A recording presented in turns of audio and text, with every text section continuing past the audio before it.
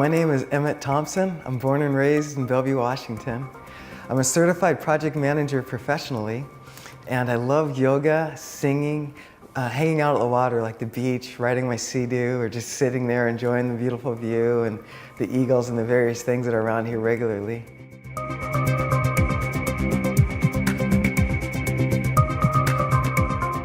There's 5 kids in my family, all boys. I'm the last child. My closest brother is 9 years older than me, and my oldest brother is 15 years older than me. So my parents fell in love, got married, and they decided they wanted to be in a good school district. So they did a bunch of research and decided Bellevue was the best place for schools. So they bought a house. In September of '66 is when I came into the world. It was a really fun neighborhood to grow up in. Our next door neighbors were Catholic, and the wife was Italian. The father was Irish, and they had 7 kids. So their 7 kids and our 5 kids, we just went together like this, and we grew up together.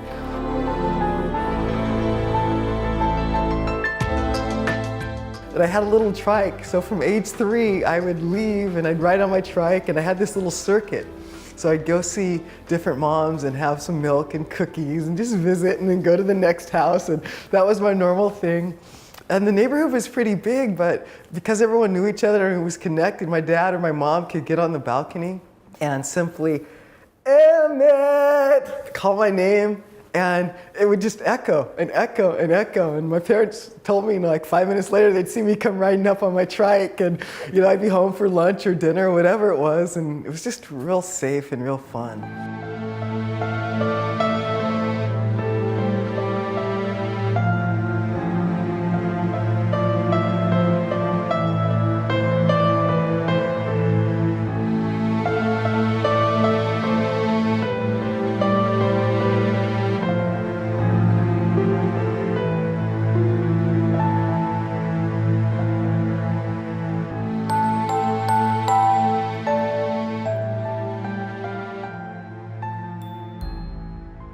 We had steps in my home, and I'd always be the first one to hit the steps when they called dinner or whatever, but they would pull me down. So I would be the last one to reach the top of the steps. And we were successful. We had food and all that kind of stuff. Wasn't really a worry, but because there were 5 boys and we wrestled and all that stuff, when I ate, I had to watch my food, because if I looked at someone and started a conversation, they'd grab like a chicken leg or something, so I had to be really mindful. It kept me on my toes. But it was enjoyable. I'm really thankful for that part of my childhood.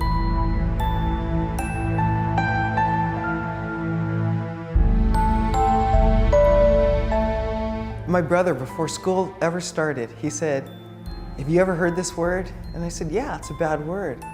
And he says, "Well, what are you going to do if someone ever calls you that word?" And I says, "I don't know, what should I do, beat them up?" And my brother smiled and said, "No." He said, "If you ever say that, someone ever tells you that word, that means they're jealous or they're envious of you. You're smart, you're intelligent, and they're hoping by saying that word to you that you're going to lose control. And what you need to do is just completely ignore it. Because when you ignore it, they've lost everything. That was like their last effort to have control over you, and by you not responding, they've completely lost." And that happened once. And I did exactly what my brother said, and sure enough, everyone looked around, and because I didn't react, they looked at him, and I just changed the subject, and it was over. That was really precious.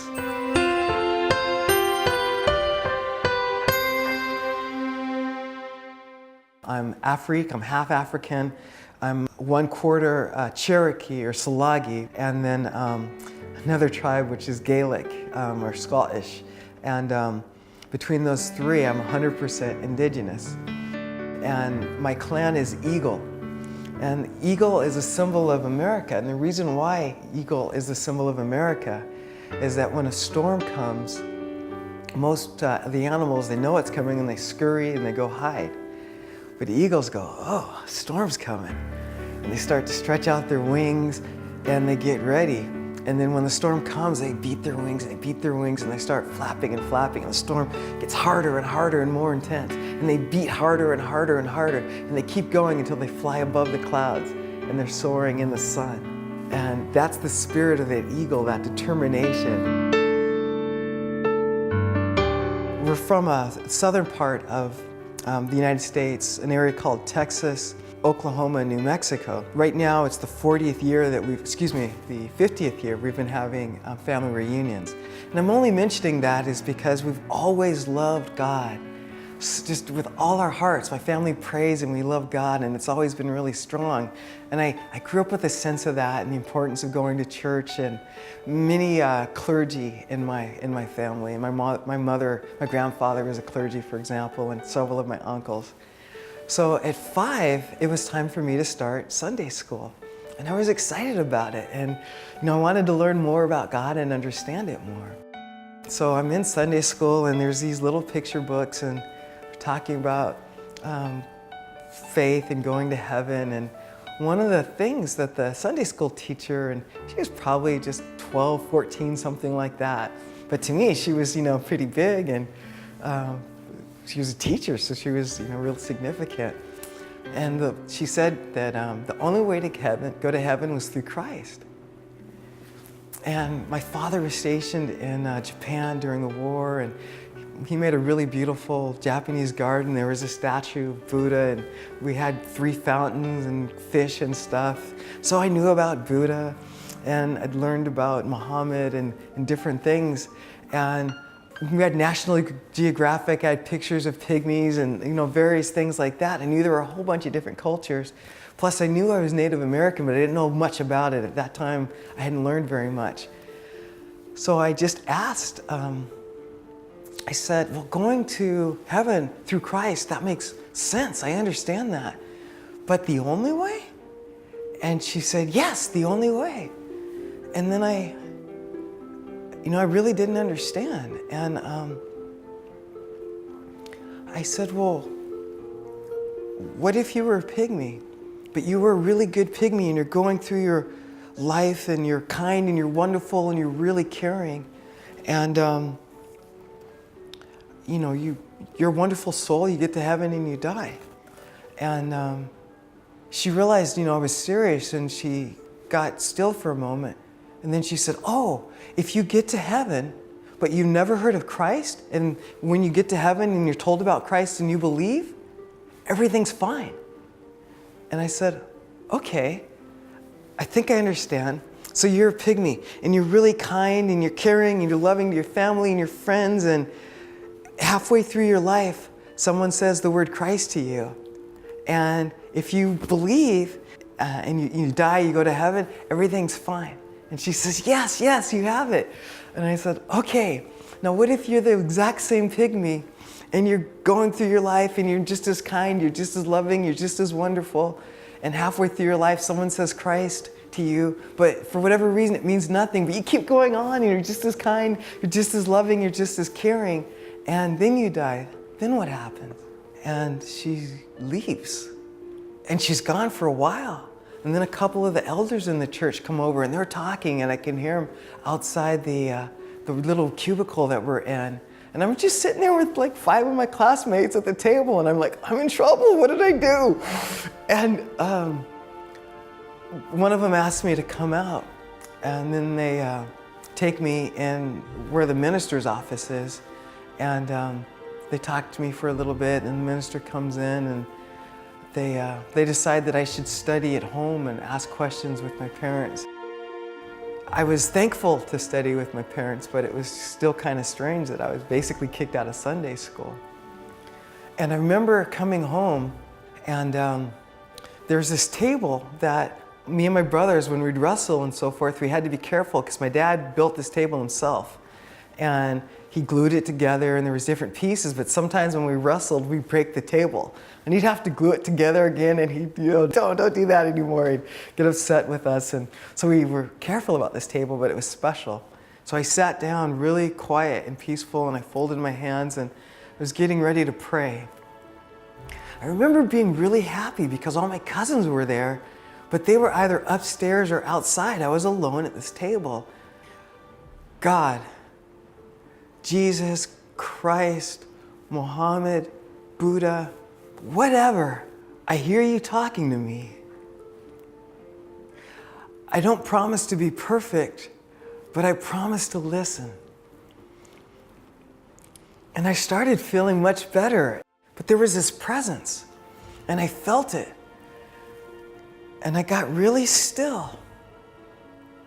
And then I heard myself saying, inside, even if I'm in a room with 1 million people and they don't believe, I'll still believe.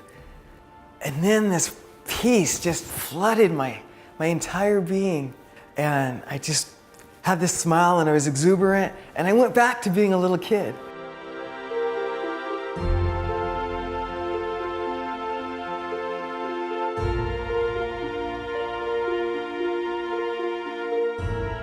I had Hot Wheels. One of the things I did as a little kid, I collected those little cars. And one day I had this real exotic car. I remember it had this long hood. I took it to my dad one day and I said, why don't we get one of these? And he says, well, no, those are the kind of cars that rich people have. And big 2-story house, 2 nice cars, Cadillac, swimming pool, backyard with a basketball court. And I said, well, what are we? And my dad says, oh, no, people that own their own businesses, because he worked for Boeing and my mom worked for Federal Aviation. And he explained that only people that had their own businesses were successful enough to own cars like that. And that's when the light bulb went off. Oh, okay, entrepreneurs. Okay, so every time my parents would take me somewhere and I'd meet an adult, I'd ask them if they were an entrepreneur or if they owned their own business. And if they did, I asked them a whole bunch of questions. So I kept learning, and at age 7, so at 5 I was doing chores and kind of negotiated how much my allowance would be for different chores, and I was being proactive because I knew that was part of being an entrepreneur.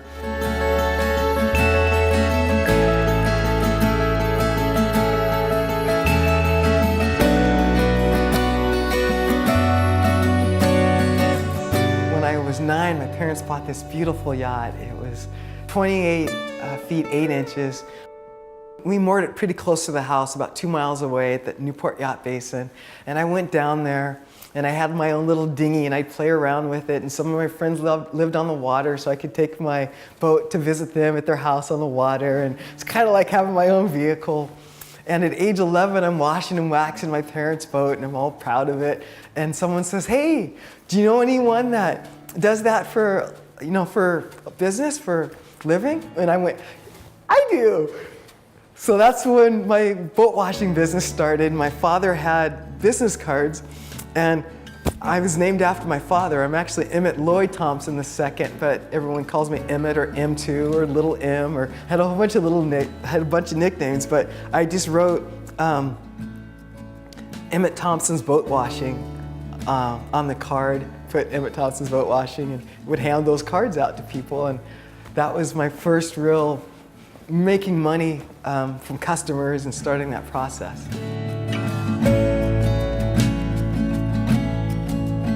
When I was going to school, my friend started a bird toy company of all things, and he needed someone that was good with computers for the database and calling all the customers and keeping track of what their orders were and so forth. So he and I were 50-50 owners in the company. He was the president, I was the vice president. And also, I was a banquet waiter at the Four Seasons Hotel, which is a 5-star hotel, real popular. So I had 3 jobs, plus I was going to school and just working really hard.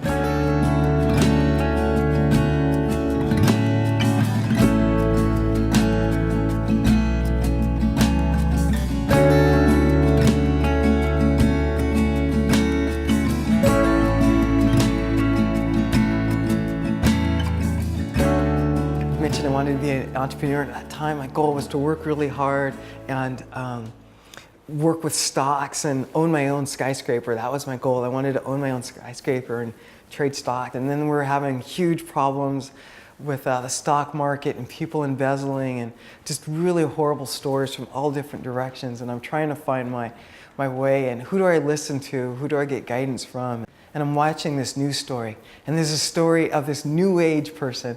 and her name was Shirley MacLaine, and she'd written this new book called Going Within.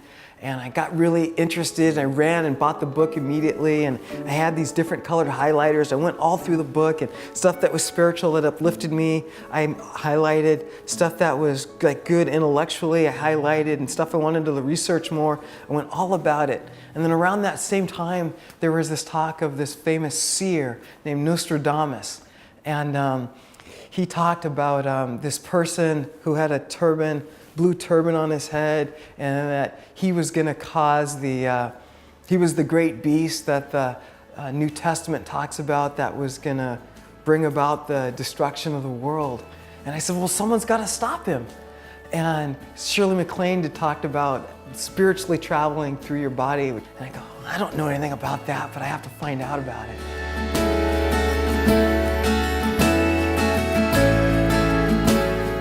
I remember that this family friend named Robert Parrish, he talked about spirituality and things that were mystical.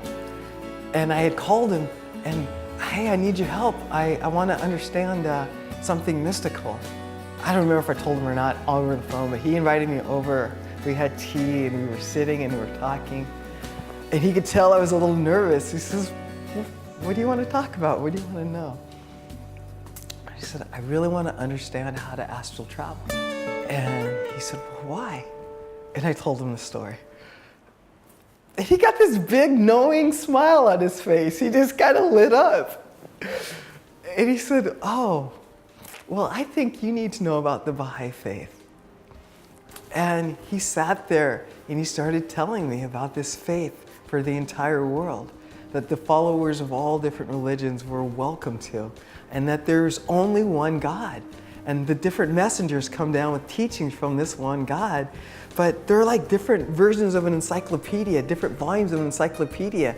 It's the same universal teachings, it's the same God, just the social teachings evolve. And the whole time he's saying this in my inner voice, the same one I talked about when I was a little kid, I'm hearing, I'm a Baha'i, I'm a Baha'i, I'm a Baha'i. And after he's talking for a while, I tell him, I'm a Baha'i, I'm a Baha'i. And he goes, oh, wow, well, that's wonderful.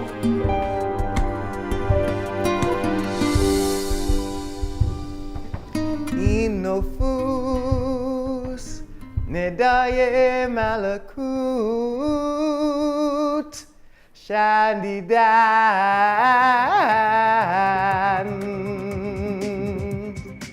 va anvare shamse hagikat didan.